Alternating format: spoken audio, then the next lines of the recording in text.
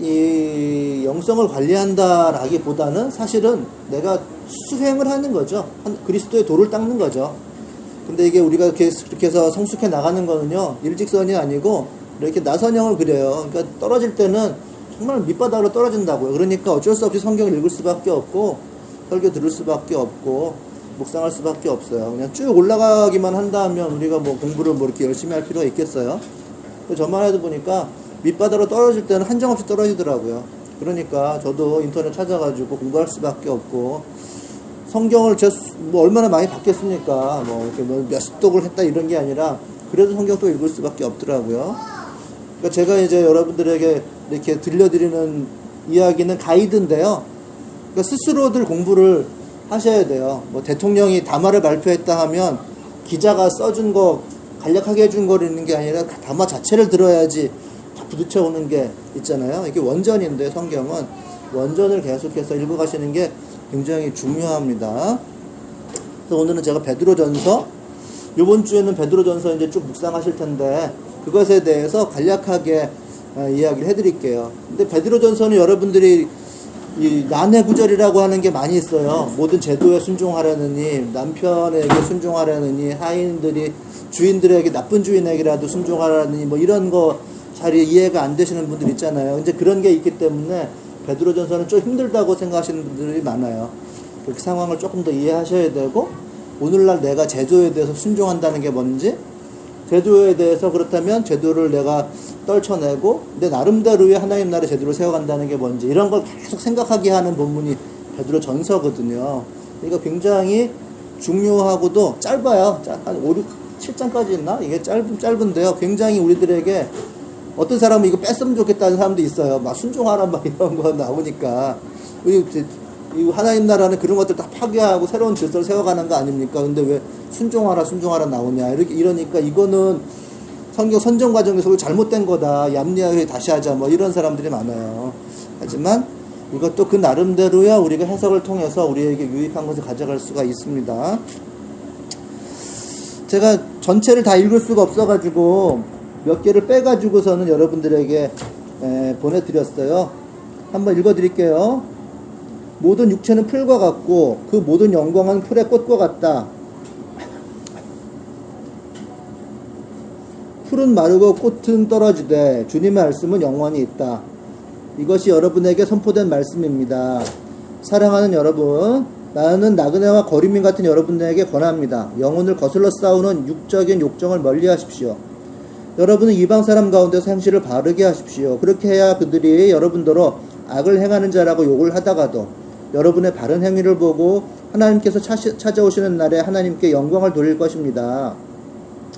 여러분은 주님을 위하여 민간이 세운 모든 제도에 순종하십시오. 주권자인 왕에게나 총독들에게나 그렇게 하십시오. 총독들은 악을 행하는 사람에게 벌을 주고 선을 행하는 사람에게 상을 주게 하려고 왕이 보낸 이들입니다. 선을 행함으로 어리석은 자들의 무지한 입을 막는 것이 하나님의 뜻이기 때문입니다. 여러분은 자유인으로 사십시오. 그러나 그 자유를 악을 행하는 구실로 쓰지 말고 하나님의 종으로 사십시오. 모든 사람을 존경하며 신도를 사랑하며 하나님을 두려워하며 왕을 존경하십시오. 하인 여러분, 가장 두려워하는 마음으로 주인에게 순종하십시오. 착하고 너그러운 주인에게만이 아니라 까다로운 주인에게도 그리하십시오. 아내 여러분, 이와 같이 여러분도 남편에게 순종하십시오. 그렇게 하면 비록 말씀에 순종하지 않는 남편이라 할지라도 아내의 말없이 행하는 행실을 통하여 구원을 얻게 될 것입니다. 여러분 가운데서 아무도 살인자나 도둑이나 악을 행하는 자나 남의 일을 간섭하는 자로서 고난을 당하는 일이 없도록 하십시오. 의인도 겨우 구원을 받는다면 경건하지 않은 자와 죄인은 어떻게 되겠습니까? 그러므로 여러분의 하나님의 뜻을 따라 고난을 받는 사람은 선한 일을 하면서 자기의 영혼을 신실하신 창조주께 맡기십시오. 설교 이 강의안은 제가 텔레그램에 올려놨고 또 이제 필요에 따라서 보시라고 제가 프린트를 해놨습니다. 참고하시면 되겠어요. 그래서 이번 주에는 베드로 전서에 대한 가이드를 제가 드리고요. 다음 주에는 이사야 1장부터 39장까지를 우리 8월 달까지 읽게 그 프로그램 되어 있는데요. 그거에 대해서 제가 간략하게 드리고 결국 공부는 여러분들의 몫이다 하는 거예요. 그거 알려드릴게요. 지금 이렇게 제도에 순종해라 이런 얘기가 나오는데 우리 정광호 목사한테 좀 상식을 지키세요. 법을 지키세요. 이렇게 얘기하잖아요. 이제 그렇게 생각하시면 될 것 같아요. 그 제도보다 수준이 한참 아래에 있는 사람들이 있단 말이에요. 그런 사람들에게는 당신이 하나님 나라 일을 위해서 제도를 파괴하고 선한 일을 하세요. 이렇게 얘기 못 하겠죠. 뭔가 그거보다 밑바닥에 있는 일들이 있었던 것 같습니다. 여러분은 자유인으로 사십시오라는 말이 16절에 있는데요. 2장 16절에 있는데, 그러나 그 자유를 악을 행하는 구실로 쓰지 말고 하나님의 종으로 사십시오라고 되어 있어요. 그러니까 자유의 명목으로 행했던 어떤 행동들이 있는데, 그게 로마라고 하는 제도가 가졌던 일반적인 제도가 가진 의식의 수준이라는 게 있는 거거든요. 그거보다 밑에의 어떤 행동들을 고린도 전서에 나오서 지목한 어떤 사람들이 저질렀던 것 같습니다. 인간이 세운 제도는 약한 것이 있지만 또 하나님께서 일반 은총을 주셔서 인간의 정의와 자유가 계속 확대되어 나가는 방향으로 제도가 이제 개선되어 왔어요. 물론 그 가운데는 인간의 투쟁이 있었죠. 혁명이 있고 투쟁이 있고 해가지고 제도를 계속해서 개선해 왔는데, 그러나 인간의 제도는 그 원시 공산제로부터 이렇게 쭉 흘러오면서 그래도 인간이 자유롭고 문명화되고 근데 그 수준으로 계속 발전해 왔단 말이에요. 그리고 로마라고 하는 제도는 사람들을 그 자리에서 즉결, 서머리 익스큐전이라고 하는데, 그 즉결로 처형하는 것을 가능하면 피하고 고소를 하고 거기서 심판을 하고 거기서 재판을 해서 사람들을 처벌하는 이런 것을 하기 위해서 꽤나 노력했던 법이라고 사람들이 생각하고 있어요. 그런데 여기서 어떤 것인지는 모르지만 그 법의 정신보다 그 아랫단계의 행동들이 자유라는 명목으로 있었던 것 같다. 그렇게 추측을 하는 사람도 있습니다. 4장 15절에 보시면 여러분 가운데서 아무도 살인자나 도둑이나 악을 행하는 자나 남의 일을 간섭하는 자로서 고난을 당하는 일이 없도록 하십시오. 어떤 도를 넘는 어떤 저열한 행동이 있었을 거라고 이제 보여지는 부분이 있습니다. 그 결과로 인한 불이익이 있었던 것 같아요. 그래서 고난을 당하는 일이 있었던 것 같습니다. 그러나 이제 여기서 베드로 전서가 얘기하는 것은 하나님의 뜻을 따르다가 고난을 받읍시다 하는 게 이제 이 얘기예요. 4장 19절을 보시면, 그러므로 하나님의 뜻을 따라 고난을 받는 사람은 선한 일을 하면서 자신의 영혼을 신실한 창조주께 맡기십시오. 그러니까 자유라는 명목으로 내가 그 제도보다 더 저열한 의식의 어떤 발현으로서 행동을 하다가 고난을 받지 말고 하나님의 뜻을 따라서 행동하다가 고난을 받는다면 그건 차라리 좋겠다. 이런 얘기가 전반적인 이야기예요. 그러니까 정치 일반에 대한 개념글은 아닙니다. 그럼 우리가 무조건 제도에 순종하라는 이야기 성경에서 한 거냐? 그게 아니라는 거죠. 굉장히 독자의 상황에 구체적으로 맞춘 공동서신인데요. 그러니까 일반적으로 한 사람에게 보낸 게 아니라 여러 사람들에게 보냈다 해서 공동서신이에요. 그래서 일반적으로 다 모든 사람에게 적용된 것이 아니라 그 사람들에게 일반적으로 그런 상황 속에서 그런 행동은 안 된다라고 한 거예요. 뭐 한 1, 2년 후에는 자 이제 우리가 준비가 다 됐으니까 이제 선한 의지로 제도를 개혁해 봅시다. 이런 편지를 받았을 수도 있어요. 아주 실제적인 글이다. 이 상황에서는 그렇게 얘기 들을 사람이 있었겠다 이렇게 생각을 하시면 되는데, 당시에 여성들의 그 로마의 평균 수명이요 30이 안 돼요. 29살 정도가 여성들의 평균 수명이에요. 그것은 가정법이 있었기 때문에 남편은 아내가 어떤 특별한 일이 있으면 죽일 수가 있었어요. 근데 그 중에 하나가 마술이나 주술에 빠지는 일이 이제 그 중에 하나인데요. 술을 마시거나. 근데 기독교 모임에 갔다 오면 그것을 빌미 삼아서 남편이 아내를 죽일 수가 있었습니다. 사형이죠. 그러니까 남편, 가장은 자녀와 부인이죠. 부인에 대해서 어떤 죽이거나 살리거나 하는 그런 명목이 있었는데요. 그런저런 이유로 해서 여성들의 평균 수명이 30살이 안 됐어요. 그러니까 죽느냐 사느냐 하는 자들에게 여러분 조심해서 살아갑시다. 이런 차원으로 이해를 하셔도 좋고, 1차적으로는 또 하나는 자유를 찾았으니까 새롭게 천지개벽하는 의식의 개혁이 있지 않았겠어요? 거기에서 내가 그 제도라고 하는 것이 나에게 주는 유익이 있었음에도 불구하고 그것을 뛰어넘는 어떤 행동을 했을 때에 갖는 불이익을 좀 조심해서 1차적으로 우리가 좀 살아갑시다. 내가 살아야지 믿음으로 나의 싹도 틔우고 성숙도 하고 하나님의 일도 하지 않겠습니까? 이런 차원으로 이해하셔도 돼요. 그러니까 여성들이 평균 연령이 30이 안 됐다는 게 충격적이잖아요. 그런 차원에서 이해를 하시면 좋을 것 같고, 또 노예는 당연히 재산으로 취급되어서 주인이 원치 않으면 바로 죽일 수도 있는 이런 상황이어서 죽느냐 사느냐의 환경 속에서 여러분 최대한 살아갑시다. 이런 차원도 이해를 하시면 좋을 것 같아요. 남자는 41세예요. 평균 수명이. 그러니까 여성들보다 한 12세 정도가 더 많다고 봐야 되겠죠. 상대적으로 완전히 기울어진 운동장 속에서 그 여성들에 대해서, 노예들에 대해서 최대한 조심해요. 여러분들. 아직까지 여러분들이 막 힘을 모아서 단체로 투쟁해가지고 제대로 개혁할 수 있는 상황이 있지는 않습니다.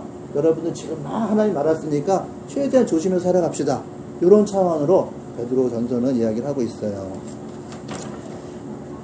쭉 읽어보면요, 굉장한 언어적 폭력과 물리적 폭력이 있다는 것을 발견하게 되는데, 지금 다 읽을 수 없으니까 모욕이 있었고 비방이 있었고 범죄자를 매도하는 일이 있었다고 보여지고, 특히나 주인과 종 사이에서 그런 일이 있었던 것 같습니다. 그리고 남편과 아내의 관계에서 물리적 폭력의 위협이 언제나 있어서, 그 물리적 폭력이라고 하는 거는 죽는 거 포함이에요. 요즘처럼 이렇게 웬만하면 살고가 아니라 그 당시에는 웬만하면 죽는 경우예요. 인간의 수명이 30이 안 된다는 게 상상이 안 되잖아요. 특히 여성들 같은 경우에는 스스로 조심하지 않으면 언제나 남편이 죽일 수 있다 라고 하는 것을 이해를 하시면서 물리적 폭력이 가해졌다는 말을 그렇게 이해를 하셔야 될 것 같습니다. 그래서 이 어린 그리스도인들의 반응은 시련으로 인한 슬픔이 가득 찼고 위협으로 인한 무서움이 있었고, 왜냐하면 언제 죽을지 모르니까. 우리 크리스찬 집회에 갔다 왔는데 너 마술에 빠졌지, 남편이 이렇게 지목하게 되면 선한 남편이면 이혼이고 그렇지 않은 일반적인 남편이면 죽음이에요. 이렇게 되는 무서움 가운데 있었다는 얘기죠. 그리고 예측 불가한 일로 내가 신앙을 가졌는데 나는 당연히 잘 살아갈 거라고 생각했는데 엄청난 위협에 빠지게 되니까 혼란 가운데 있었습니다. 그리고 이제 엄청 이 자유로 인한 기쁨이 가득 찬 사람이 도리어 걱정의 시름 가운데 빠지는 일이 보면 이 베드로전서에 가득 차 있습니다. 그러니까 이 지금처럼 전국을 돌아다니면서 살 수 있고 전 세계를 다니면서 살 수 있는 때가 아니잖아요. 사람이 움직여봤자 그냥 반경 몇 킬로 내에 사는 사람들이에요. 즉 지역 공동체에서 웬만하면 사는 사람들인데, 이런 사람들이 이런 새로운 믿음을 이제 부끄러워하기 시작했습니다. 가족 내에서 이렇게 차별을 당하게 되고 죽음의 위협을 당하게 되니까. 그리고 안 되겠다, 좀 힘이 있는 노예들 같은 경우에는 보복해야 되겠다, 내 물리력으로 보복해야 되겠다라고 하는 유혹을 가지게 된 것이 나오고요. 그리고 어떤 사람은 안 돼, 믿음을 버리고 옛 습관으로 다시 돌아가는 일까지 생기고, 이것이 결국은 사탄의 목표다. 여러분들, 사탄은 결국 그걸 노리고 있는 거다라고 베드로 전서는 이야기를 하고 있습니다. 정리를 한번 해보면요, 그 지혜롭지 못한 자유로움으로, 자유가 주어진 건 맞아요. 그럼으로 인해서 로마 사회의 권력의 어떤 폭력, 압력을 받아서 생명이 위협받는 상황 가운데 이 신도들은 있었다. 그래서 믿음의 씨앗을 제대로 튀어보지도 못하고 생명의 위기에 놓인 사람들에게 전해진 이런 메시지라고 보여집니다. 그러니까 오늘날 우리가 이것을 좀 이해를 하려면 해석이 필요한 거죠. 이건 100% 사람이 쓴 글이에요. 그리고 100% 성령이 쓴 글입니다. 그러니까 우리에게 쓴 글이 아니에요. 그 당시에 그 사람들에게 100% 조심하라고 쓴 글이기 때문에 이것을 오늘날 우리들의 상황으로 유사한 상황으로 가져오든지, 아니면 당시의 상황을 최대한 잘 이해를 해서 좀 더 심층적인 분석으로 오늘날로 갖고 오든지 하는 해석이 필요한 겁니다. 그 해석을 여러분들이 이제 집에서 하시라는 건데, 어떤 학자들이 하는 수준으로 하셔도 좋고, 그것이 아니라고 하면 좀 그물망을 크게 해서 조금 널찍널찍한 수준으로 공부를 하셔야 이 말씀을 오늘날 우리에게로 가져와서 유익을 얻을 수가 있어요. 해석을 꼭 해야만 합니다. 생각을 해보세요. 오늘날 쓴 여러분들끼리 나눈 텔레그램 톡의 대화를 2000년 후에 누군가가 본다고 생각해보세요. 당연히 해석을 해야죠. 그때 상황이 어땠는지, 확실히 이해를 하고 그 당시로 적용을 해야 이해가 되는 것처럼 여러분들도 그때 상황을 이해를 하셔야만, 즉 공부를 해야만 그것을 오늘날 우리가 성경을 읽는다, 유익을 얻는다, 이렇게 될 수가 있습니다. 그래서 제가 한번 어떤 식으로 했나를 한번 좀 얘기를 드려볼게요. 그래서 저는 이제 성경 사전을 좀 참고를 많이 했어요. 성경 사전을 일단 참고를 많이 했고, 성경 배경 주석이라고 하는 IBP에서 나온 거 있어요. 그거를 참고를 많이 했고, 그리고 인터넷을 들여다보고 연구를 했습니다. 그러니까 여러분들이 큐티를 하실 때는 이 책만, 성경책만 보고서는 사실은 좀 힘든 부분이 있어요. 기본적으로는 성경 사전이 하나 있으면 좋습니다. 성경 사전이 있으면 좋고, 그리고 인터넷을 부지런히 찾아보면 거기에 이제 완전 가짜 정보도 많이 있긴 있는데요. 그래도 좀 여러분들 안목이 있으시니까 찾아볼 수가 있어요. 그러면 1차 독자가 누군지를 알게 돼요. 즉 원독자가 누군지를 알게 됩니다. 그러면 원독자를 분명히 해놓고 오늘날 나에게 적용이 되는데, 원독자가 불분명하면 야 이거 제도에 순종하라는 게 말이 되냐? 그냥 애매한 상태에서 이렇게 돼버리는 거죠. 그러면 원독자가 그렇게 생명의 위험한 상황에 처해 있었다라고 하는 거를 상황을 모르고서 제도의 순종? 나는 개혁하고 싶은데요? 이렇게 될 수밖에 없다는 거죠. 저는 어떻게 했냐면, 일단 성경을 이렇게 쭉 한 대여섯 번 읽어본 것 같아요. 짧은 성경이니까. 그러니까 로마 속주 전역에 흩어져 살고 있다는 것을 알게 됐어요. 그래서 지도를 보니까 좁은 지역이 아니라 로마가 다스리고 있는 전체 식민지 지역 전체가 이렇게 다 수신자예요. 이렇게 아시아라고 되어 있는 곳, 다 작은 곳인데 거기에서부터 시작해서 폰투스라고 해서 본도라고 하는 곳 등등 해가지고 로마 식민지 전체가 사실은 받는 지역이다, 이렇게 알 수 있었고요. 어떤 사람들에게 썼냐를 보니까 이제 여러분은 조상으로부터 물려받은 여러분의 헛된 생활 방식에서 해방되었습니다. 즉 조상이라고 하는 여러분들의 조상이니까 이방인들 주로 얘기하는 거겠죠. 헬라인들. 그러나 우상 숭배라든지 방탕한 생활 방식을 얼마 전에 버린 사람들이라고 하는 것으로, 뭐 그렇게 과도하게 해석하지 않다 하더라도 기존 생활 방식을 가지고 있는 사람들이라고 해석을 할 수가 있었습니다. 그리고 4장으로 쭉 넘어가서 좀 더 읽어보니까 동시대 사람들하고 완전히 첨예하게 대립되어 있는 그 사람들로부터 불의 시련을 당하고 있는 그런 사람들이라고 하는 것을 알게 됐어요. 사랑하는 여러분, 여러분들을 시험하려고 시련의 불길이 여러분 가운데서 일어나더라도 무슨 이상한 일이나 생긴 것처럼 놀라지 마십시오. 이렇게 되는 거 봐서 엄청난 일이 있었겠다. 근데 요즘은 법 제도와 질서와 경찰이라든지 뭐 이런 게 좀 막아주잖아요.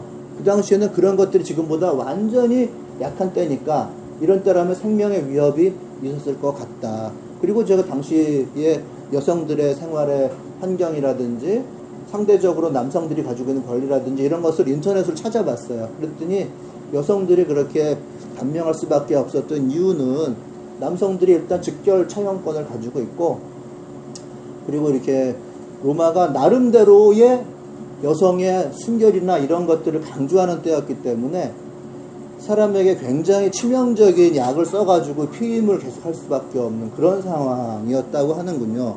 그러니까 그런 약을 써서 스스로 수명을 단축하게 되는 그런 일들이 굉장히 많이 있었다고 합니다. 그러니까 갈등이 있고 위험한 시기일수록 여성들에게 피해를 많이 받겠죠. 이런 사람들, 그리고 노예들 같은 경우에는 외부 모임에 참석할 수 있는 권리를 가진 사람도 있고 그렇지 않은 사람도 있고 해서 때로는 동등한 경우도 있었다고 해요. 가르칠 수 있는 권리가 있는 노예도 있었지만 종속되어 있는 경우가 있었는데, 노예들 같은 경우는 어쨌거나 재산, 주인이 죽이려고 하면 고소하지 않고서도 죽일 수 있는 이런 사람들이라고 합니다. 이런 상황 가운데 있었겠죠. 굉장히 위험한 상황에 있었습니다. 저는 이런 것들을 성경을 찾아보면서 알 수 있었고요. 배경 지식을 공부해 보니까 제가 다른 인터넷이라든 성경을 보니까 저작의 시기에 대해서 논쟁이 많아요.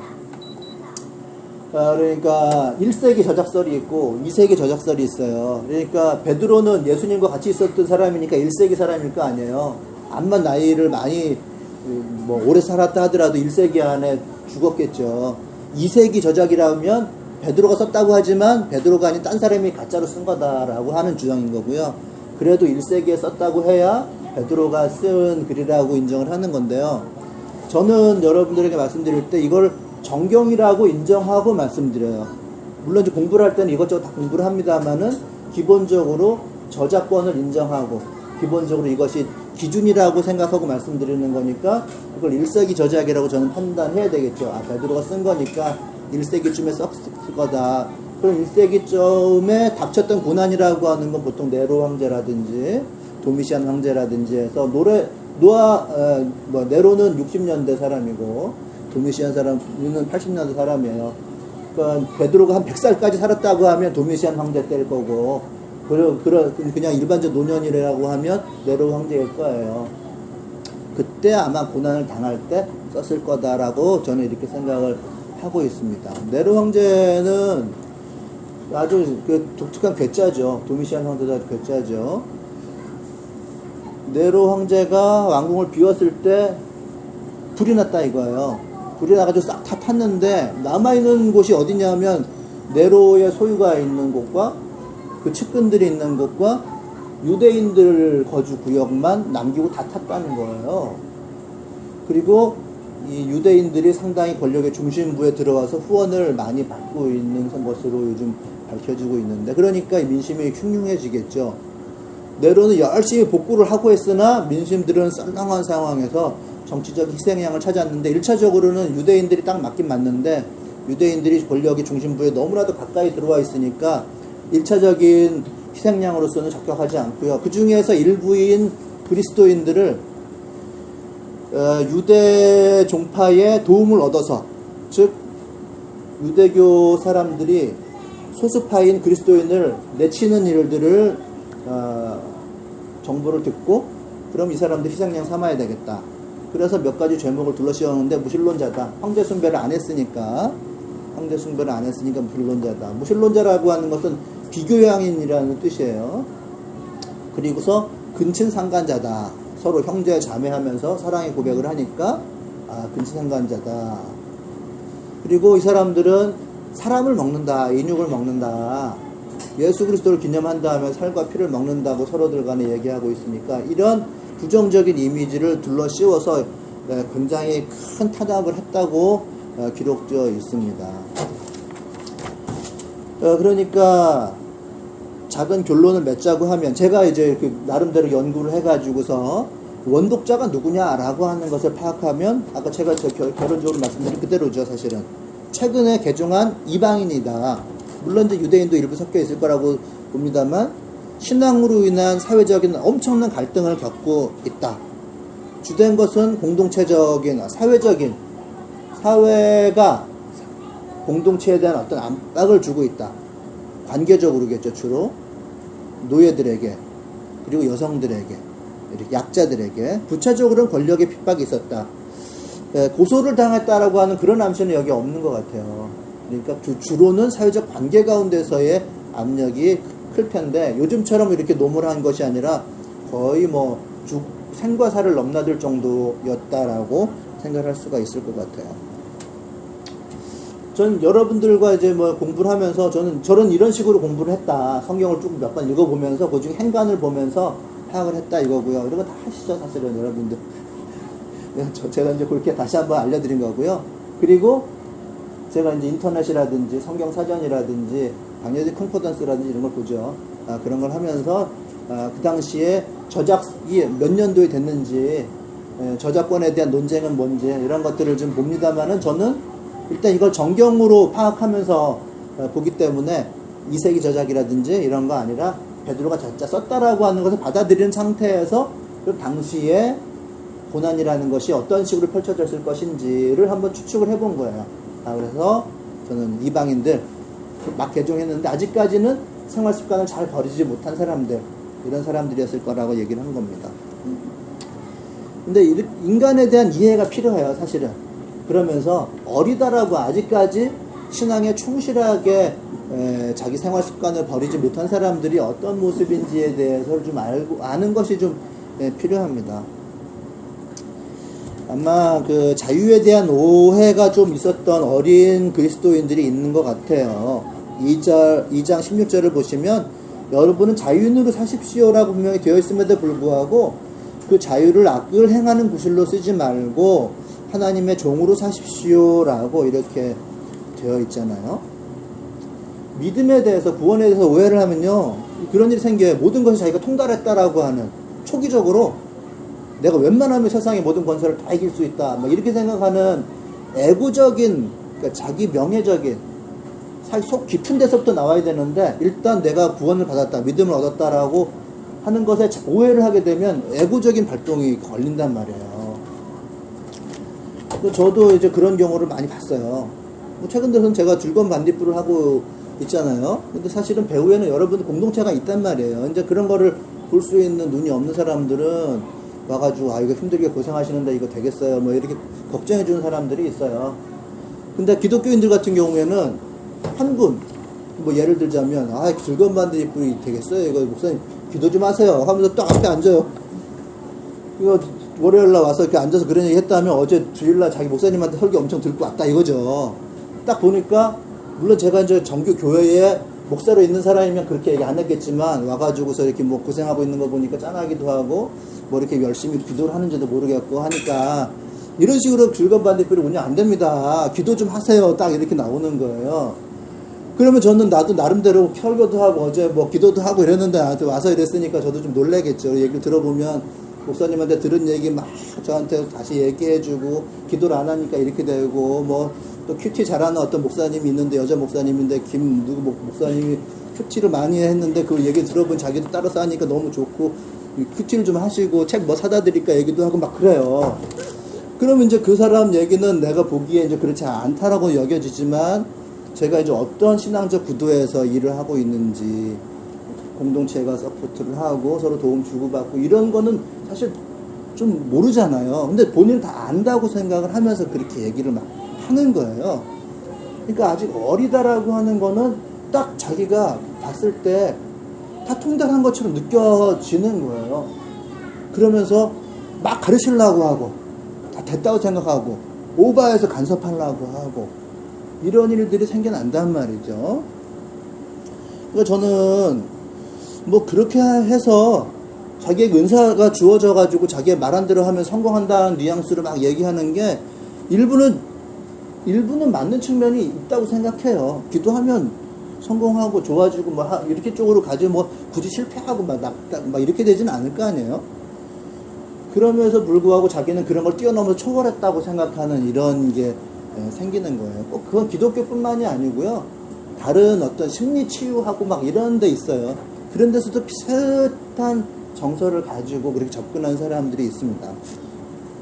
근데 기독교 우리가 안에서 하나님의 마음을 가지고 구원에 이르고 하는데 그것이 본질이라고 생각하면 안 되잖아요. 그럴 수도 있어요. 있기는 있는데 그걸 본질이라고 생각하면 완전히 어긋나 버리는 거죠. 그럴 수도 있고 아닐 수도 있다라고 하는 데 오셨잖아요. 그러나 어린 그리스도인들은 딱 구원을 얻었다, 믿음을 가졌다라고 하는 데서 오해를 하게 되면 그게 다라고 생각하고 자기가 가지고 있었던 기존의 속박에서 완전히 벗어났다고 생각하기 때문에 엄청 자신감이 높아지고 또 사람들 가르치려고 하고 치유하게 되고 하는데 본질을 가지지 못하고 달려드는 경우가 있어요. 제가 한번 그 기도 많이 하시는 분들 그룹 막 갔다가 나오는데 같이 모임을 했다가 나왔어요. 나왔는데 버스 정류장에 정신이 좀 운전치 못한 사람이 있었어요. 그러니까 어느 교회에서 온 그룹 중에 딱 둘러싸면서 박수를 막 치면서 기도를 막 하는 거야. 한 사람 둘러싸고. 고칠 수 있다 이거죠. 근데 그렇게 고쳐집니까? 사람이 막 속여서 막 소리 지르고 하면 못 고치고 가는 거죠. 그러니까 어리다라고 하는 거는 그런 자신감도 있고 초월했다고 생각하고 치유할 수 있다고 생각하고 막 이렇게 달려드는 게 있단 말이에요. 자유롭죠. 참 자유를 얻었죠. 천지가 개벽할 만한 놀라운 진리를 얻은 거 아닙니까? 하나님께서 나를 사랑하셨다, 모두 속박에서 구원해 주셨다라고 하면 자기 마음이 홀가분해져요. 그리고 막 뭐 할 수 있다고 생각하고. 제가 어릴 때 저희 아버님과 함께 같이 저는 목회를 거의 했던 마음의 짐을 지으면서 있었어요. 왜냐하면 교회하고 사택이 딱 붙어 있으니까. 그럼 밤새도록 울면서 기도해. 한두 시간을 울면서 기도하는 게 아니라 밤새도록 6시간, 7시간 울면서 기도하는 할머니가 있었어요. 그럴 정도로 기도만 좀 시작해도 바로 눈물이 쏟아지고 통곡이 나오고 모든 것을 다 해소할 듯한, 아침 되면 선한 얼굴로 돌아가시고 그런 일들이 있단 말이에요. 성경 조금만 봐도 그냥 기쁨에 충천해가지고 막 가르치려고 그러고 붙들고 얘기하려고 하고 하는 그런 게 100%는 잘못된 게 아니라 하더라도 그런 게 없을 수도 있다 이거죠. 그러니까 사람이라고 하는 게 자유를 얻게 되고 정말 쫙 머리로부터 발끝까지 쫙 쪼개져서 정신과 육체가 하나 되어가지고 이제 나 새로운 삶을 살아갈 거야 라고 했을 때 자기도 모르게 오버하게 될 수도 있고 그 자기의 의식 수준보다 높은 제도가 하나님께서 일반적으로 허락하신 제도가 있음에도 불구하고 그것을 깨버리려고 한다든지 사람들 공동체에 힘을 모아서 우리가 제대로 된 제도를 세우기 위해서 이걸 깹시다가 아니라 그저 개인적인 차원에서 그것을 깨려고 한다든지 전광훈처럼 그렇게 되는 경우가 생긴다는 거죠. 뭐 그게 그렇게 되는 거죠. 나를 막 붙들고 있어 속박들이 완전히 없어지고 하나님 나라 안에 새로운 내가 되었다고 생각하면 초기적으로는 그렇게 될 수가 있는 것 같아요. 뭐 특별히 이제 몸에 깊은 질병이 있었던 상태라든지 또는 이제 뭐 깊은 속박 가운데 있었던지 하는 분들이라면 더욱더 심할 수는 있죠. 그럼 좀 더 심하게 나타날 가능성이 있으나 그것이 어떤 믿음으로 나아가기 위한 어떤 사인일 수는 있어요. 그것 자체를 100% 부정해서는 또 뭐 아무런 얘기가 안 돼요.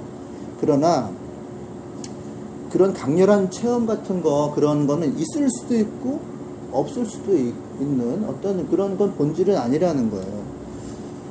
그게 어떤 입문 정도죠. 입문.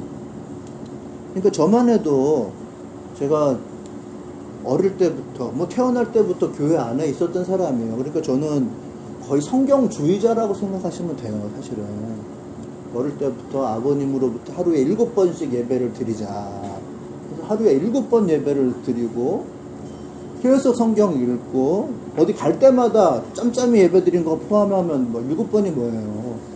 5분 정도 예배를 드리거나 1분 정도 예배 드리면 그때 기도하고 성경 외워라 하고 또 기도하고 나가고 들어오고 그걸 하면 하루에 한 15번 이상씩은 뭐 예배를 드렸을 거예요. 제가 일주일에 한두 번 정도, 2주에 한 번 정도, 일주일에 한 번 정도 아버님 찾아뵙는데 가서 제가 한 3시간, 4시간 있거든요. 그러면 3시간, 4시간 동안에 한 4번 정도 예배를 드려요. 뭐 하자면 예배 드리고, 뭐 밥 먹자면 예배 드리고, 침 놀라 그러면 예배 드리고, 뭐. 저는 계속 그런 식으로 교육을 받았던 사람이거든요. 그 성경을 뭐 꽤 읽었겠죠. 계속 기도해야 된다는 거를 너무 지겨우니까 이제 일부러 안 하려고 하다가도 저절로 또 기도를 하게 되는 경우가 있어요. 여러분들 기도하라고 맨날 얘기하잖아요. 그런단 말이에요. 근데 그렇게 막 강렬한 뭐가 오냐 하면 성경을 읽고 있으면 내가 옛날에는 내가 힘 좋아갖고 열심히 하면 된다 생각했는데 그게 아버지가 기도해 주시고 옆에 사람이 기도해 주셔서 내가 그래도 이만큼 왔구나 하는 게 그 자연스럽게 조금 이렇게 생각이 되는 거예요. 그 정도 믿음을 조금 더 가졌다, 조금 더 성숙했다 하면 그 정도지 되게 펄쩍 뛰어가지고서 막 천지 개벽 나듯이 그러지는 않는단 말이죠. 근데 처음에 말씀드렸듯이 이 성숙이라고 하는 게 막 쫙 올라가는 게 아니고 밑바닥으로 떨어졌다가 나 왜 이래 나 인간성이 아닌 것 같은 난 너무 속물이야 생각 들다가도 또 올라갔다가 내려갔다 하기 때문에 그냥 남의 설교라도 들을 수밖에 없고 성경 맨날 보던 그 성경 다시 한번 들여다보면서 그 속뜻이 뭐가 있을까 생각할 수밖에 없고 또 주변 지식이 없으면은 이거 너무 보수적으로 되니까 또 역사적 예수에 대해서 의심하는 위의 책을 읽어보기도 하고 뭐 역사를 모르면 안 되니까 한국 역사에 대해서 이렇게 읽어보기도 하고 이런 식으로 계속 공부를 하지 않을 수가 없어요. 그게 예수에 대한 나의 마음이거든요. 조금씩 올라가는 게. 그리고 또 나이를 들고 하다 보니까 내가 열심히 하지 못한 상황이 생기니까 그렇구나. 내가 이제 더 이상 열심히 해가지고 성실하게 해서 내가 몸을 막 희생해가면서 하고 싶어도 몸이 안 따라서 못하는구나. 이제 하나님께서 일하실 수밖에 없는구나 라고 하는 그런 차원의 성숙도 사실 저에게 그냥 저절로 주어준 거지 내가 뭐 이렇게 뭐 대단히 철학적으로 막 민감해져서 그런 것도 아니란 말이에요. 그러니까 이 어린 영혼이 가지고 있는 자유로움이 때로는 자기 생명을 위협할 수도 있을 때에 그것을 잘 보호하기 위해서 부부관계에 있어서 조심 좀 합시다. 물론 기울어진 것 자체를 완전히 극복한 철학을 가진 사람이 쓴 거라고는 안 보여져요. 저는 그런 상황에서 보호하기 위한 안타까운 마음으로 썼다라고 하는 것 정도는 읽혀집니다. 제가 이렇게 말씀드리는 건 여러분들이 이제 이거를 스스로 이제 묵상을 하시라고 말씀드리는 거예요. 이게 맞다가 아니라 이제 인간에 대한 이해가 필요하다. 그러한. 그리고 요걸 좀 더 이제 읽어보시면은 계속적으로 그게 나와요. 하나님의 구원은 과거와 현재와 미래를 다 포괄하는 차원에서의 구원이다라고 하는 얘기가 나옵니다. 이게 굉장히 철학적인 얘기고 굉장히 영성학적 얘기인데요. 우리가 열심히 하나님 일단 믿고 그것을 믿음에 기반한 실천을 하고 믿음의 성장을 이루어가고 우리가 하나님의 구원을 얻었다가 아니라는 거예요. 그 중간에 단계가 있을 수도 있는데 아닐 수도 있다는 거죠. 창조되기 전에 예수님께서는 그 우주적인 차원에서 우리들의 구원을 이미 다 이루어 놓으셨고 우리들은 창조를 이미 받았고 우리가 구원을 얻었기 때문에 정말 재밌게 기쁘게 살아갈 수도 있다. 뭐 이렇게 해석될 수 있는 여지도 굉장히 많은 거예요.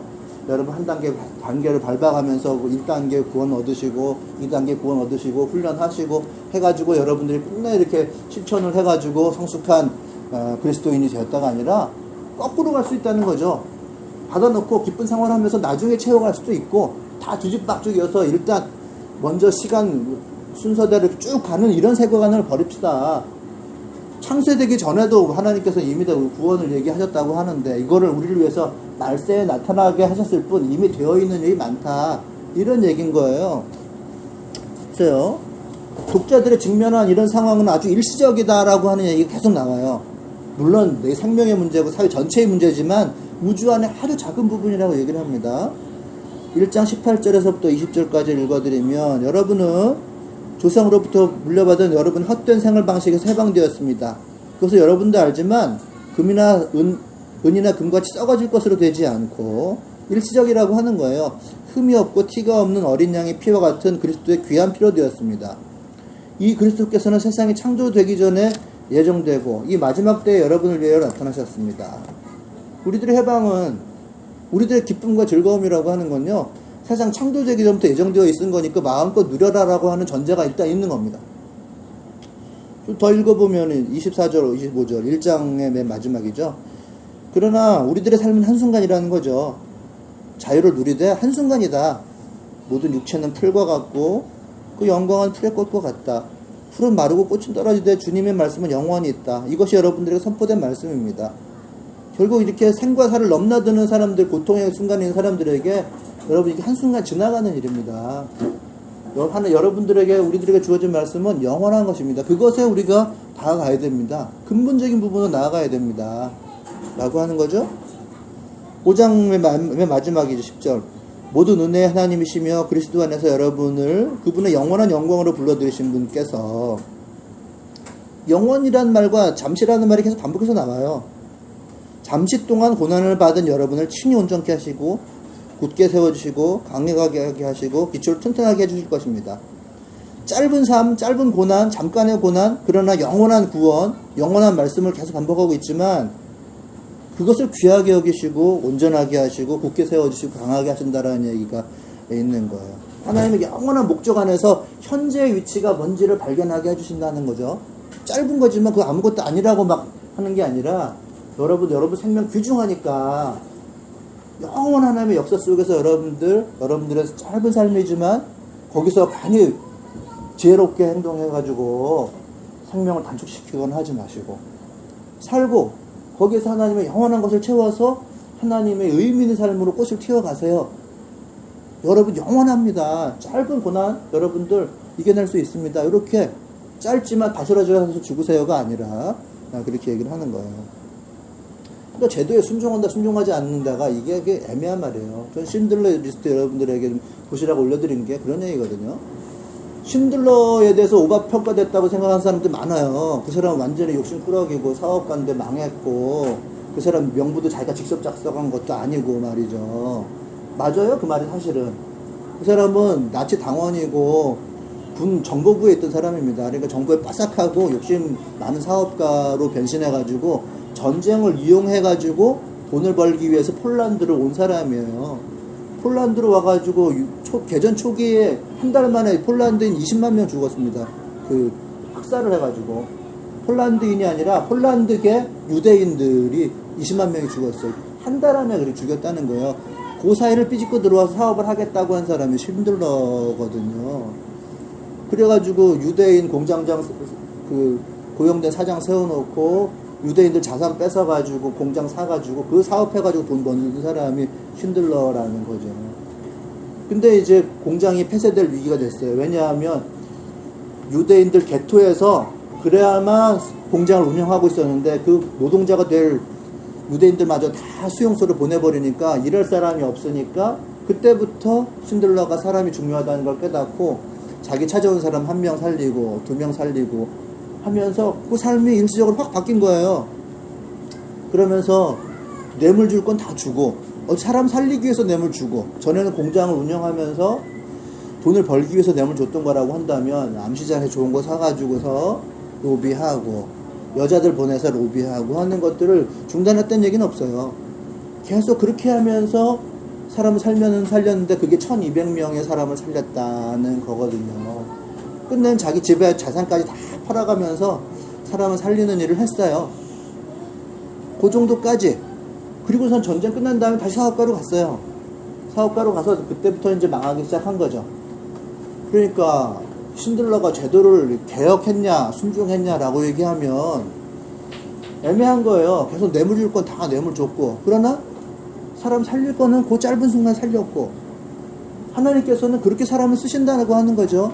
짧은 순간이지만 하나님의 영원한 생명 안에서 그에게 딱 목적이 있는 그 순간을 부여하셨단 말이죠. 그러니까 우리도 마찬가지 생각해 볼 수가 있어요.